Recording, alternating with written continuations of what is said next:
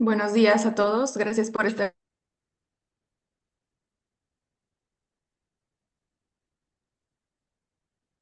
aquí un miércoles más en nuestra sesión sobre el tema que veremos el día de hoy. Lo pueden realizar a través del chat y al finalizar la sesión se lo haremos llegar a nuestra ponente.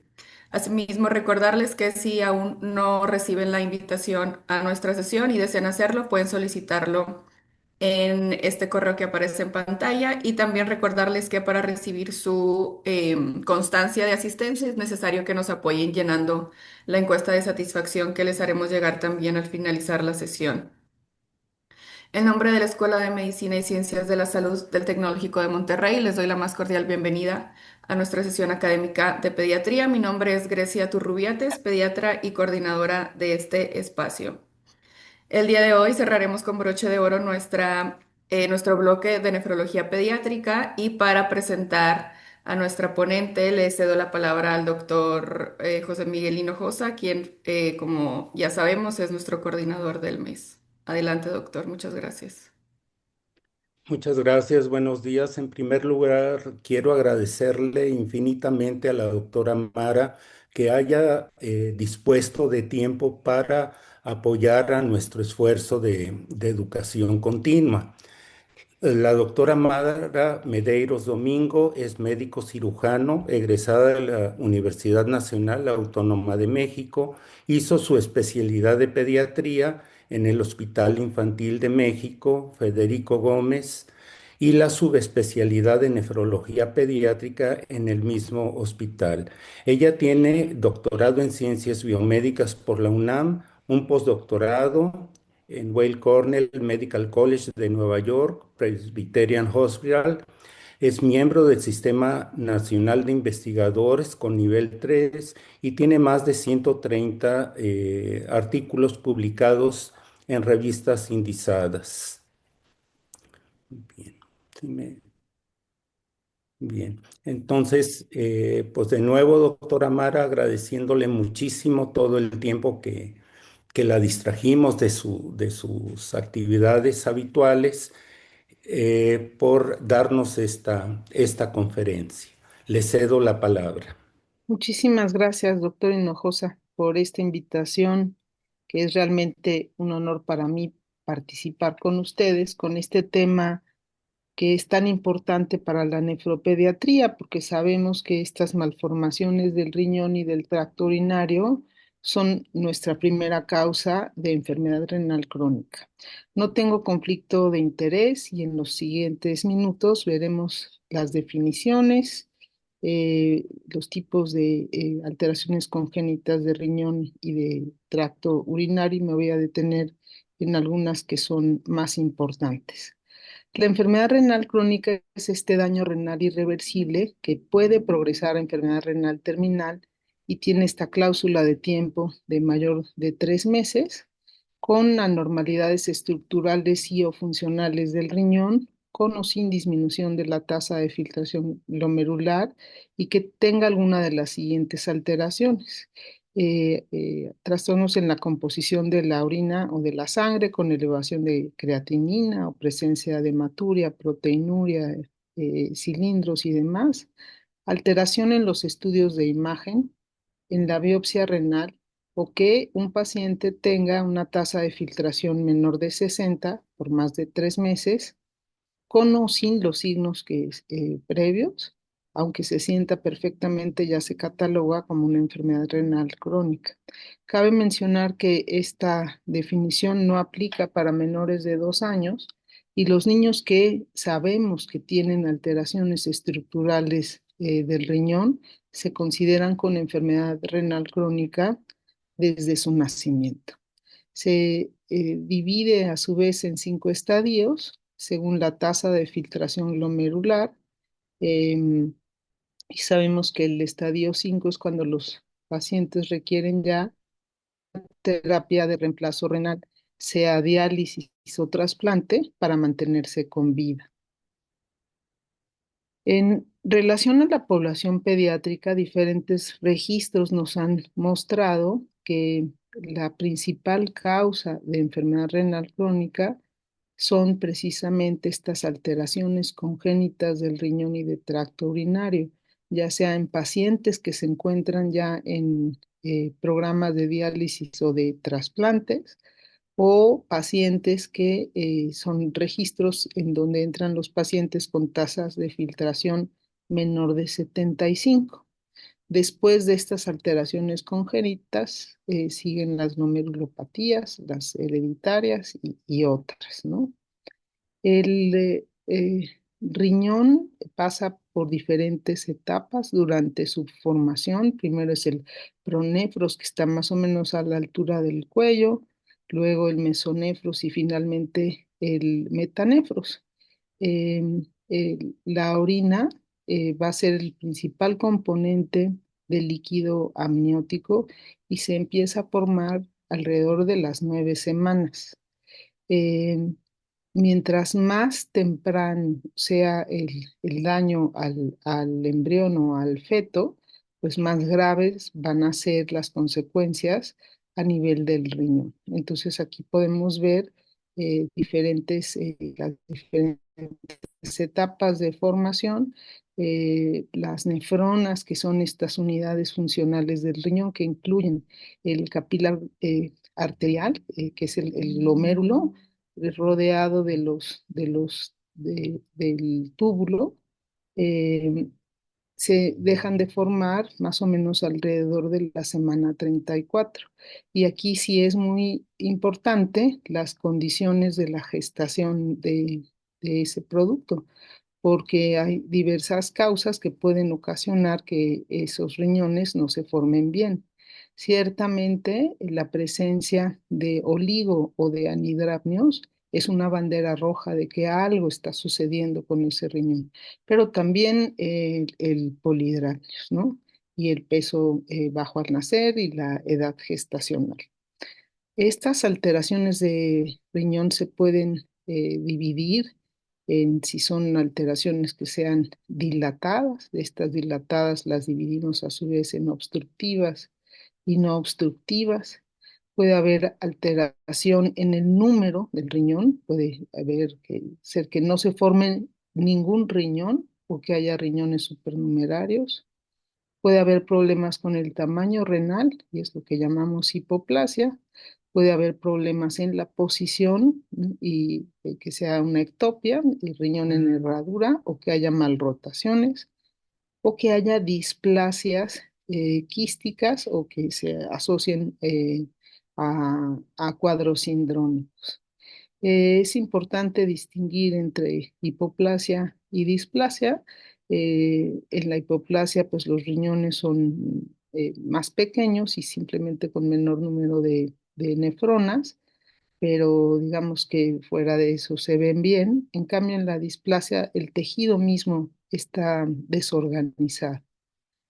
Y la lista es enorme de los genes que están relacionados a problemas de riñón. De hecho, 25% de los familiares con enfermedad renal crónica terminal pueden tener problemas genéticos, ¿no? Y hay unos que son monogénicos y otros que son poligénicos, ¿no? Pero de estos yo estoy aquí simplemente enlistando algunos de los monogénicos más comunes. Este gen HNF1 beta se asocia a displasia multiquística, hipoplasia y quistes, ¿no?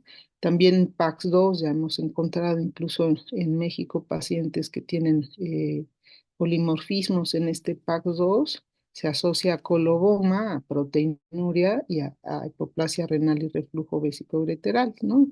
El SIX1 y el SIX5 también, en fin, la lista es grande, ¿no? Y también se ha encontrado esta situación de variantes en el número de copias de un gen, ¿no? Que puede ser que no haya ninguna copia o que se tengan duplicaciones de determinadas regiones que llevan a estos fenotipos de hipoplasia, displasia, quistes o obstrucciones, ¿no? Y estos son también los más comunes que se han descrito, ¿no? Eh, es importante cuando examinamos a nuestro paciente ver si hay manifestaciones extrarrenales o si podemos integrar un cuadro sindrómico, ¿no? Como por ejemplo, esta fosita preauricular se asocia al síndrome branquioto-renal o la presencia de alteraciones oculares como coloboma o displasia del nervio óptico también se asocian a problemas renales. Y dentro de los factores ambientales está la parte dietética de la madre, ¿no? La deficiencia de folatos se asocia a agenesia renal, a la obstrucción ureteropiélica o a la displasia quística. También la deficiencia en vitamina A se asocia a reflujo, a hipoplasia y a displasia.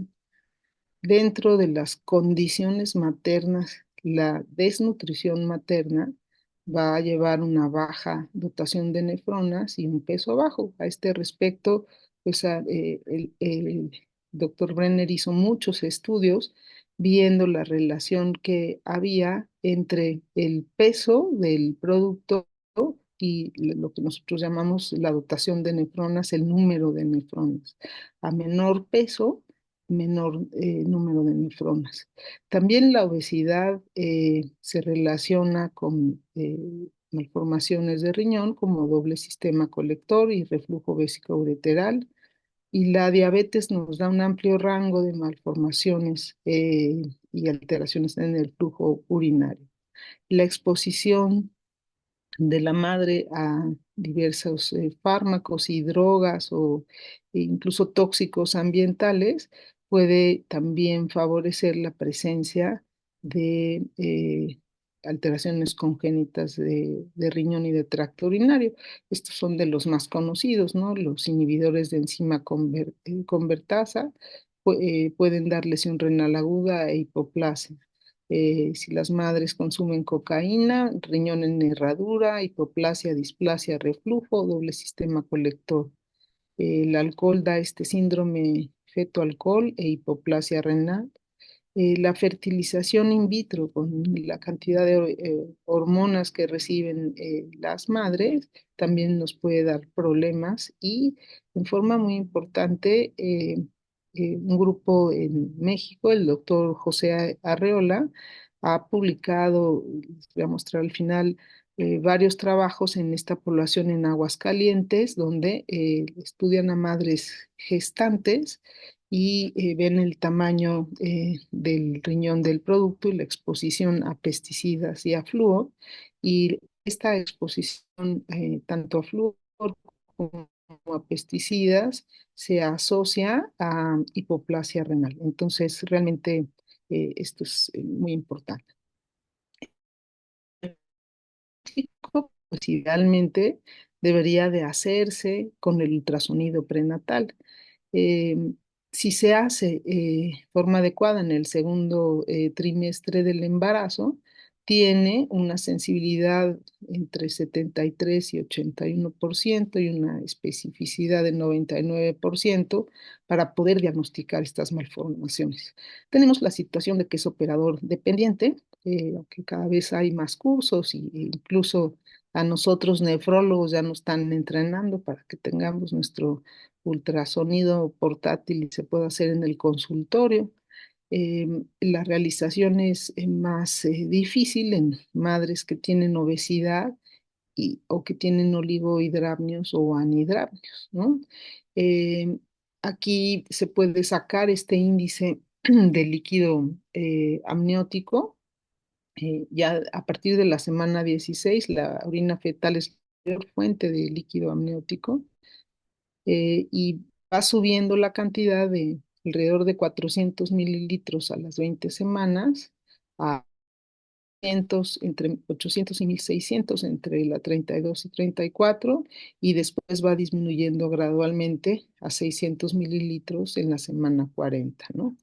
Este índice de líquido amniótico se calcula como la suma de los diámetros verticales en cada uno de los cuadrantes de la imagen y tenemos unas percentilas para decir si ese líquido amniótico es apropiado o no.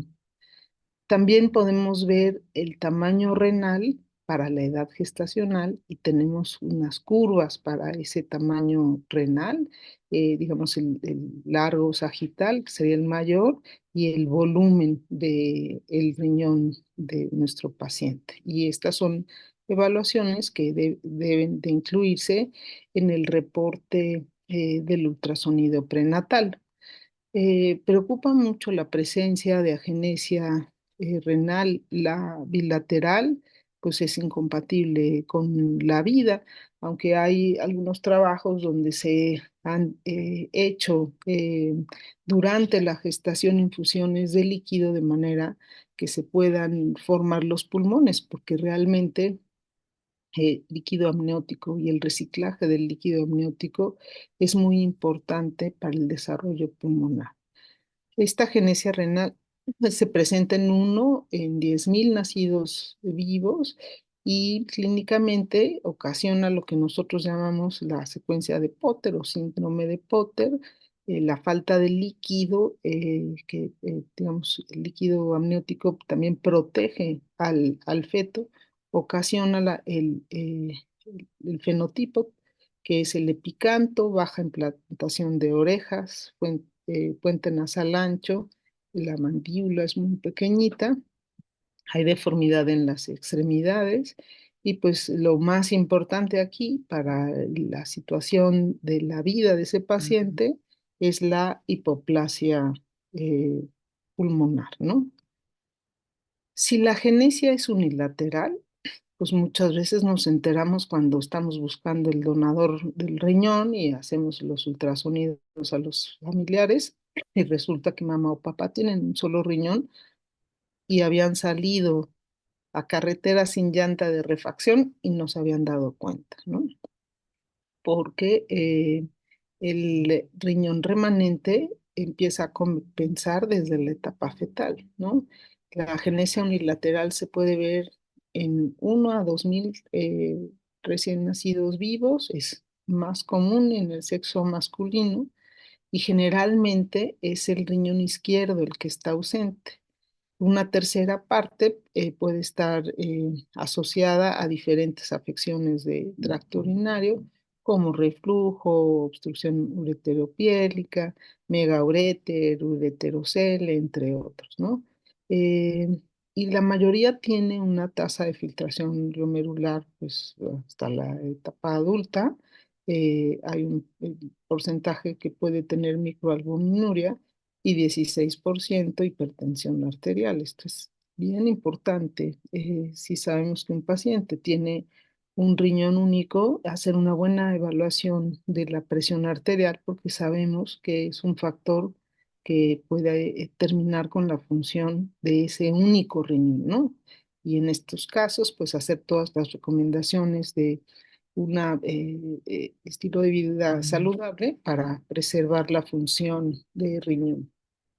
Ciertamente otra alteración con la que nos encontramos con mucha frecuencia es esta displasia multiquística unilateral, que las prevalencias varían según el país. Es mucho más común en varones, afecta más el lado derecho y puede haber pacientes que tengan criptorquidia ipsi o de los dos lados, ¿no?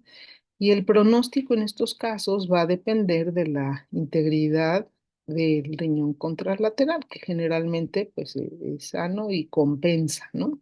Y estos riñoncitos pues, se van haciendo chiquitos, ¿no? Y están completamente así quísticos y mal formados. Una cuarta parte puede tener reflujo de bajo grado y la proteinuria es variable, ¿no? Hasta 20% de estos pacientes pueden presentar proteinuria. En realidad estos se vigilan, esos riñoncitos no se extirpan en vida, ¿no? Otras condiciones que podemos tener son la displasia y la hipoplasia. Ya dijimos cuál es la diferencia. En la displasia hay una mala diferenciación del tejido, mientras que la hipoplasia simplemente el riñón está debajo de dos desviaciones estándar para el tamaño que debería tener, pero la morfología y la ecogenicidad es normal, simplemente tienen un menor número de nefronas. Mientras que la displasia tienen riñones hiperecogénicos, si lo comparamos con el hígado, y también son riñones pequeños, pueden o no tener quistes, y en estas condiciones es muy frecuente las variantes en el gen HN1F beta, entre otros, ¿no? Tenemos las ectopias renales y las anomalías de función, donde hay trastornos en el ascenso renal durante la embriogénesis y esto ocasiona la ectopia, ¿no? Entonces, se presenta en 900 recién nacidos vivos, 90% es de un solo lado, la mitad se puede acompañar de hidronefrosis o de reflujo vesicoureteral. eh, 40% de estos riñones se localizan en la pelvis en vez de subir hacia el tórax, ¿no? Eh, y los riñones pueden fusionarse formando un riñón en herradura, y hasta 30% de las niñas con síndrome de Turner tienen riñón en herradura. Tenemos las dilataciones del tracto urinario que también son bastante frecuentes, ¿no? Que se pueden ver hasta en 1% de los embarazos, ¿no? Y hay que distinguir entre las hidronefrosis, donde hay dilatación de las pelvis y de los cálices, de la hidroureteronefrosis, donde hay dilatación de ureteros con o sin dilatación de la pelvis y de los cálices, o a veces puede ser solamente un megaureter, ¿no? La hidronefrosis, si es leve, se puede resolver completamente en la misma gestación, antes de que nazca el producto o en el primer año de vida. Pero ya la hidronefrosis moderada tiene una resolución de 60% en el primer año, y si es severa, pues esas no se resuelven, ¿no? El tamaño, estos son los tamaños aceptados del diámetro pélvico anteroposterior, debe ser de menos de 4 milímetros en el segundo trimestre y menor de 7 milímetros en el tercer trimestre. Y esta es la recomendación de cómo debemos de abordar estas dilataciones que encontramos en el ultrasonido prenatal. En el ultrasonido del segundo trimestre, pues hay que ver si es unilateral o bilateral, ¿no? Si es unilateral, se repite en el tercer trimestre. Si sigue aumentando esta dilatación, hay que repetir el ultrasonido en la primera semana de vida, si la dilatación es severa, y después de una semana, si son dilataciones leves o moderadas. En las dilataciones bilaterales hay que evaluar cómo es la cantidad de líquido amniótico, ¿no? Si realmente hay oligohidramnios, pues inmediatamente se hace este abordaje multidisciplinario y proveer consejo a la mamá, ¿no? Si no hay problemas de oligohidramnios, se sigue con ultrasonidos cada 2 o 6 semanas, valorando siempre la presencia o no de oligohidramnios, y igual si se dilata más de 7 milímetros en el tercer trimestre, hay que hacer el ultrasonido dentro de las primeras 24 horas, em, o después de la semana de vida si los pacientes tienen solamente una dilatación moderada. También hay que ver si en este ultrasonido si hay otras malformaciones sistémicas que acompañen esta dilatación urinaria, ¿no? Este es, digamos, el diagnóstico diferencial que se debe de considerar, si es una dilatación transitoria que se va a resolver durante el embarazo, si es aislada, puede ser una obstrucción en la unión ureteropiélica, puede ser un reflujo vesicoureteral, una obstrucción ureterovesical, una displasia multiquística, una duplicación renal con o sin ureterocele, valvas uretrales posteriores, o que sea un uréter ectópico, un megauréter, una atresia uretral. Están estos síndromes de Prumbelli, ¿no? Donde hay un defecto en la pared abdominal y también hay criptorquidia, o bien la presencia de tumores que estén ocasionando esta obstrucción del flujo urinario. Este es un trabajo que hicimos en colaboración con el grupo de urología, con el doctor Elías Ramírez Vázquez, el doctor Mario Pardo, y de investigación también participó la doctora Jessie Zurita. Eh, Aquí se compararon los biomarcadores urinarios en niños con obstrucción y dilatación del tracto superior, que como ya vimos las recomendaciones es seguirlos en forma postnatal con estos ultrasonidos y pues si se siguen dilatando, pues ahí ya entra el servicio de urología y pueden requerir una intervención quirúrgica. El objetivo aquí fue comparar los niveles urinarios de la lipocalina asociada a gelatinasa de neutrófilos, N-gal, y la molécula de lesión renal 1, Kim1 y cistatina C, corregida sobre creatinina. Todos estos son, digamos, biomarcadores que se hacen en una muestra de orina entre pacientes con obstrucción eh, y, y pacientes con una dilatación no obstructiva, ¿no? Del tracto superior. Hicimos este estudio y se midió mediante ELISA estos biomarcadores. Incluimos en total a 22 pacientes, 18 que tenían obstrucción del tracto urinario y 4 que tenían una dilatación no obstructiva del tracto urinario. Desafortunadamente, por ser un hospital de tercer nivel, la gran mayoría nos llegaban ya con esto de la obstrucción del tracto urinario. Eh, Afortunadamente, la mayoría había tenido el diagnóstico prenatal, ¿no? Más del 70%. No tuvimos en realidad diferencias en el peso al nacer y la edad en meses, la mediana, fue de 4,75 meses. La dilatación no obstructiva se diagnosticó, bueno, fueron recibidos en el hospital en forma más temprana.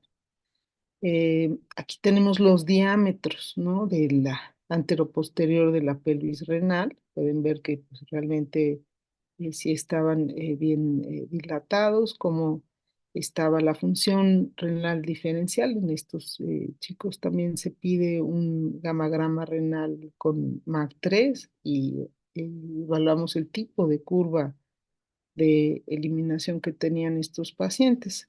Los pacientes que tenían la obstrucción del tracto urinario, pues tienen un tiempo medio de eliminación más prolongado que los que tienen la dilatación no obstructiva, ¿no? Y ya yéndonos sobre los biomarcadores, eh, hay que considerar que la N fue muy pequeña para esta dilatación no obstructiva, entonces los valores, la dispersión de los valores es muy amplia, pero encontramos diferencias estadísticamente significativas en N-gal en la orina, que fue mucho mayor en los niños que tenían la obstrucción del tracto urinario, ¿no? Entonces, esta determinación de Negal fue útil para diferenciar la obstrucción de la dilatación no obstructiva y no tuvimos diferencias entre Kim1 y cistatina C. También les quiero mostrar este trabajo que salió el mes pasado en Pediatric Nephrology. Este es un estudio de 7 centros de Turquía en donde evaluaron a 322 niños con CACUT y 118 controles sanos y les hicieron un monitoreo ambulatorio de presión arterial, ¿no? Entonces, digamos que aquí se puede ver los diferentes grupos. Tuvieron uno que tenían agenesia renal unilateral, 73, displasias quísticas 79, reflujo vesicoureteral 92, obstrucciones ureteropiélicas 18 y otras variantes de CACUT 60 y comparados con 118 niños con el control sano. Entonces se puede ver que las percentilas de presión, sobre todo la hipertensión nocturna, eh, fue pues mayor en los grupos de CACUT, principalmente en aquellos que tenían la displasia quística, ¿no? Entonces, la hipertensión debe de buscarse en forma intencionada en los niños que sabemos que tienen malformaciones renales o urológicas, y la mayor prevalencia se encontró en la displasia multiquística, pero también en los demás. Y esto es muy importante porque esa hipertensión que podemos diagnosticar muy tarde, pues contribuye a la progresión del daño renal y a que estos pequeños lleguen a enfermedad renal terminal. El reflujo también es de las alteraciones más comunes. Se presenta hasta en 1% de los recién nacidos vivos. Está el genético o reflujo primario, que se ha asociado a esta gen de UPK3A, que codifica para una proteína del urotelio, o el ROBO2, que codifica para un receptor de señal, o lo podemos ver en sindrómico asociado a cutis laxa, a Marfan, a síndrome de Williams, a Ehlers-Danlos. Y tenemos el primario, donde la cerradura es incompetente, o el reflujo secundario, que son vejigas con alta presión. Y podemos ver, según el sitio de inserción del uretero, debería de insertarse aquí abajo. Si se inserta aquí arriba es un posible reflujo, y si inserta muy arriba, definitivamente hay reflujo. Y puede ser que haya un uretero intravesical que sea corto, ¿no? Que el punto de entrada sea ectópico, o que el orificio de entrada sea muy grande, ¿no? Entonces esto ocasiona que durante el proceso de micción, la orina, que debería simplemente salir y no regresar al riñón, pues regresa hacia el riñón y se va a catalogar según cuánto regresa, ¿no? Em, Estos pacientes, para la evaluación, hay que realizar un cistograma miccional y un gamagrama renal con DMCA. Los desenlaces: puede haber una resolución espontánea si el reflujo es de bajo grado, ¿no? Estos primeros 3 grados, a medida que los riñones van creciendo y se van alargando, el pequeño también crece de talla, los ureteros se alargan, puede resolverse si es de bajo grado, pero también puede predisponer al paciente a las infecciones de vías urinarias, a las pielonefritis y a las desarrollo de cicatrices renales, enfermedad renal crónica, y pues ya vimos que hay hipertensión arterial. Estos son los diferentes síndromes que se han asociado con reflujo vésico ureteral, ¿no? Eh, En niños normales se estima entre 1.4 y 1.8% la prevalencia. Eh, en niños que tuvieron este diagnóstico prenatal de hidronefrosis, la prevalencia es de 16%, va de 7 a 35. Y en los hermanitos de pacientes con reflujo se encuentra pues en un poquito más de la cuarta parte, ¿no? El objetivo principal del tratamiento es minimizar el riesgo de nefritis, de pielonefritis, ¿no? El tratamiento aquí está encaminado a prevenir las infecciones. Es también muy importante el tratamiento nutricio, antibióticos. Dice que los niños varones no circuncidados tienen más riesgo de infecciones urinarias durante el primer año. Y es también muy importante tratar los trastornos funcionales vesicointestinales, es decir, evitar el estreñimiento y que ese niño esté bien hidratado, ¿no? Y en ocasiones es necesario un tratamiento quirúrgico, ya sea a través de un reimplante o por la colocación de alguna sustancia como un macroplastic que hagan que ya no regrese la orina hacia el riñón. Em, Les voy a mostrar algunos de los estudios más grandes que se han hecho en pacientes con reflujo vesicoureteral con respecto al uso de la profilaxis antimicrobiana. Hay que recordar que la Escherichia coli es el principal agente de estas infecciones y que pues cada vez tenemos más resistencias bacterianas, ¿no? Este estudio RIBUR, que fue publicado en el New England Journal of Medicine, fue un estudio aleatorizado, doble ciego, controlado con placebo, que incluyó 19 sitios de reclutamiento con pacientes de 2 a 71 meses con reflujos grado 1 a 4 que se fueron seguidos por 2 años y fueron aleatorizados a recibir o no el trimestoprim o placebos, viendo los desenlaces que fueron las infecciones febriles, la resistencia y el desarrollo de cicatrices renales, ¿no?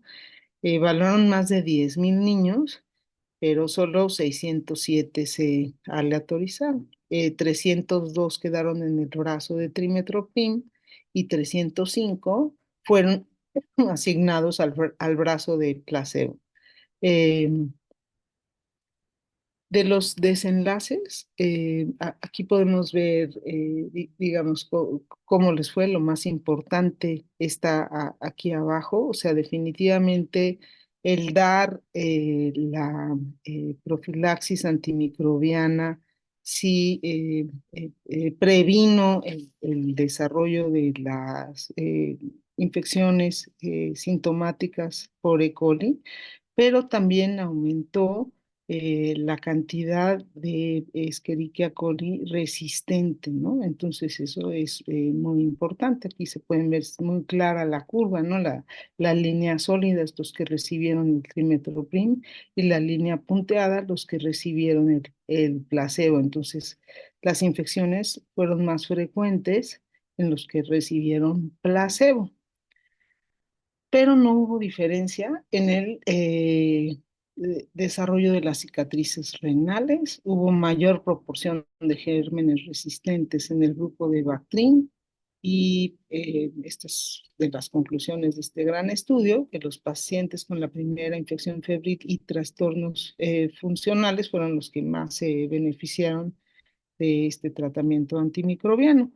En general, pues actualmente se evita en la medida de lo posible tener que dar eh, eh, la profilaxis antimicrobiana, a menos que realmente el paciente tenga ya datos de una cicatriz renal, ¿no?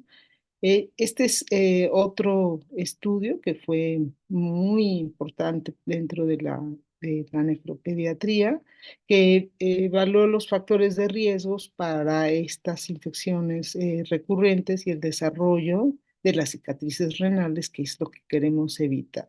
Entonces, aquí incluyeron los 305 niños de Ribur que habían recibido placebo, los que ya vimos en el estudio de New England Journal, y los niños, 195 de este estudio que se llama QT, por Careful Urinary Tract Infection Evaluation, sin reflujo, ¿no? Y los siguieron a 2 años y vieron los mismos desenlaces. Este, entonces, aquí lo que se vio, hay que ver que estos chicos en realidad el mayor riesgo de desarrollo de cicatrices renales fue que tuvieran las infecciones recurrentes, ¿no? Entonces, verdaderamente es lo que es importante y esto fue más, digamos, frecuente en esta línea punteada, que son los niños que tienen el reflujo vesicoureteral comparados con aquellos que no tienen reflujo. O sea, la presencia de reflujo hace que tengan una mayor frecuencia de recurrencia febril a 2 años, ¿no? Un 25%. Y los que tienen trastornos funcionales tuvieron un mayor riesgo de recurrencia. Por eso se insiste tanto en los pacientes con reflujo el que evacúen diariamente, ¿no? Eso es importantísimo. Y pues, por supuesto, la higiene también es muy importante. Se enseña a las niñas la manera correcta de hacerse el aseo después de evacuar, ¿no? Eh, de hecho, muchas veces se recomienda que lleven su papel o de estos toallas mojaditas a la escuela y que se cercioren de que se están limpiando correctamente, ¿no? A 2 años, la frecuencia de cicatrices renales fue de 5,6% en los niños sin reflujo y fue del doble en los niños que tenían reflujo, ¿no? Pero esta diferencia no fue estadísticamente significativa, probablemente por la, ¿no? Han salido también trabajos sugiriendo el uso de probióticos, ¿no? Este es un estudio prospectivo, aleatorizado, en niños que tuvieron un reflujo, con reflujo y se aleatorizaron después de su primera infección urinaria a recibir estos lactobacillus acidophilus o bien una profilaxis con trimethoprim nocturna y se siguieron a 1 año con un gamagrama. eh, y se hizo un gamagrama después de la infección urinaria. Se buscó la recurrencia de infecciones durante 1 año y el desarrollo de cicatrices renales. Pues vemos aquí que los grupos estaban balanceados en cuanto a edad, género y las características del reflujo, ¿no? Esta es la incidencia de infecciones recurrentes urinarias en el primer año y pues no hubo diferencias estadísticamente significativas entre aquellos que recibieron los probióticos o el antibiótico. Y lo que sí se encontró fue mayor cantidad de gérmenes resistentes en aquellos que habían recibido antibióticos. O sea, en este caso las E. coli todas fueron resistentes, ¿no? Eh, y esto es muy importante. También en el caso de la Klebsiella, todas fueron resistentes. En el grupo que recibió antibióticos, no fue así en el grupo que recibió probióticos.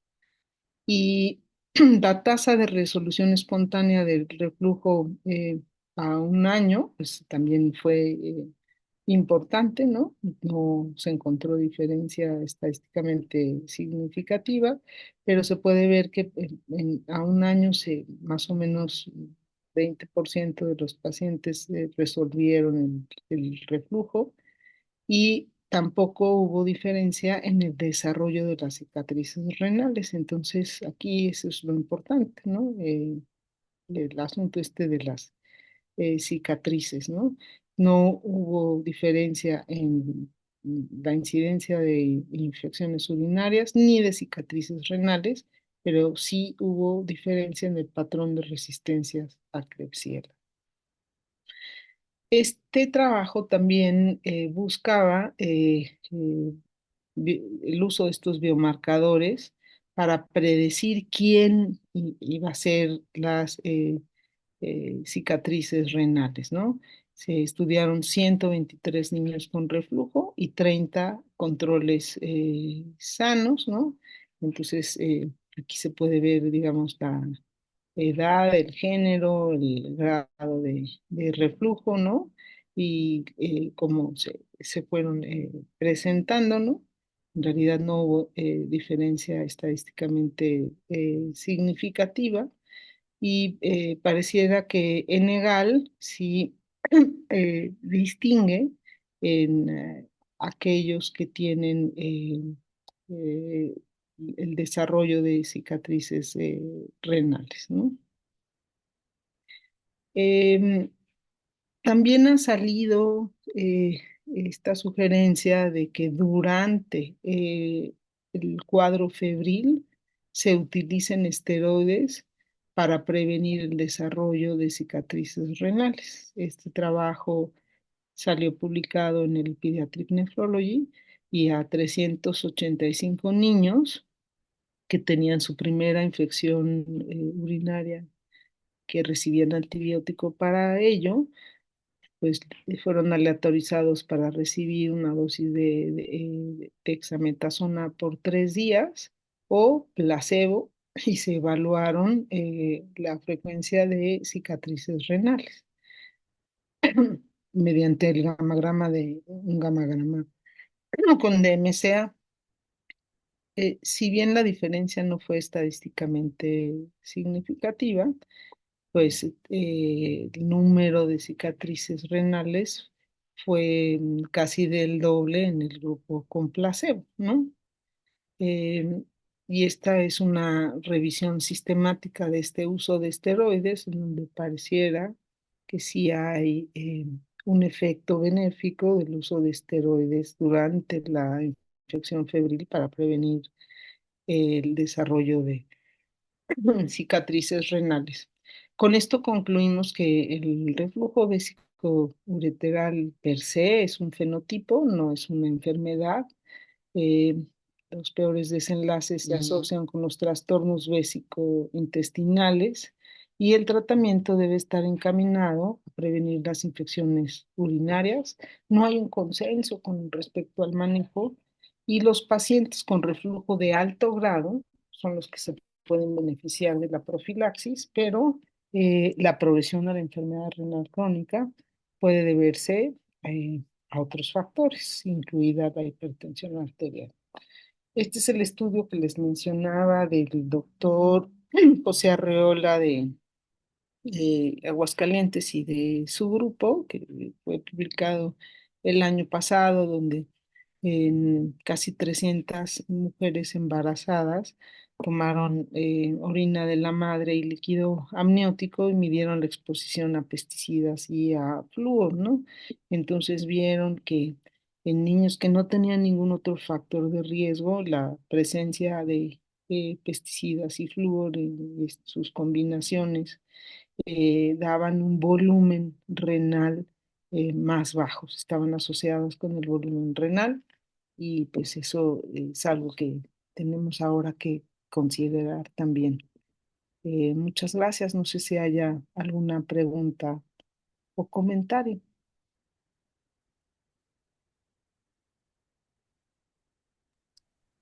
Muchísimas gracias, doctora Mara. Aquí le voy a pasar algunas preguntas de los pediatras de la sesión. Una dice, ¿cuál es la incidencia real de malformaciones renales en aquellos pacientes que presentan al nacer un apéndice auricular, fosita o anotia, sin que sea en el contexto de una enfermedad genética de base? Sindrómica, bueno, siempre hay que buscar ahí cómo están, o sea, si encontramos la fosita preauricular, siempre se pide un ultrasonido renal y hay que evaluar con mucho cuidado el volumen renal, ¿no? Si no es sindrómico, pues no sé, en México no tenemos registro de nada de esto, no, no hay registro. Muy bien. En pacientes sanos asintomáticos, ¿se recomienda alguna prueba de escrutinio para la detección de anomalías congénitas, ultrasonido, examen de orina y a qué edad?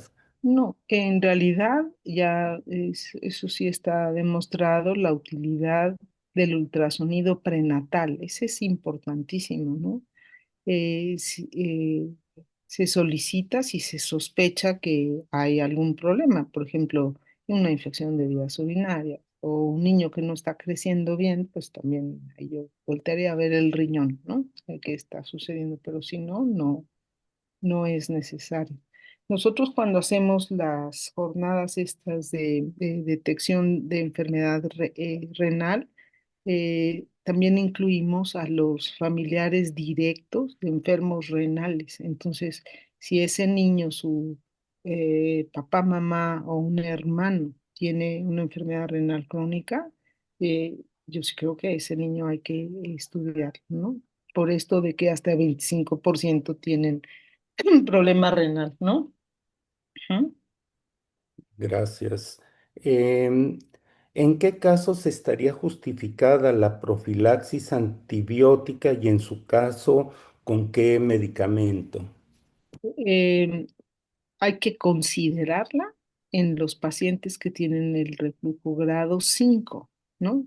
Y la elección del antibiótico depende mucho de las cepas que estén circulando locales, ¿no? Eso yo creo que es importante conocerlo, ¿no? Puede ser con trimetoprim, en muchas zonas donde se utiliza trimetroprimo, hay quien usa nitrofurantoína, en fin, pero yo creo que los patrones de resistencia bacteriana son muy importantes conocerlos a priori, ¿no? Muy bien. ¿Puede ser de utilidad dar ácido ascórbico para acidificar la orina como profilaxis? No, para prevenir la infección de vías urinarias, ¿no? Sí, probablemente sea de que alguien haya visto algún paciente con algún agente productor de ureasa y que por eso el pH urinario sea alcalino, ¿verdad? Ujú. Bueno, la última pregunta, ¿se debe de realizar un ultrasonido renal en todos los pacientes con criptorquidia? Yo me quedaría más tranquila si le hago un ultrasonido renal. Es un estudio realmente barato y no invasivo y sí vale la pena hacerlo, definitivamente.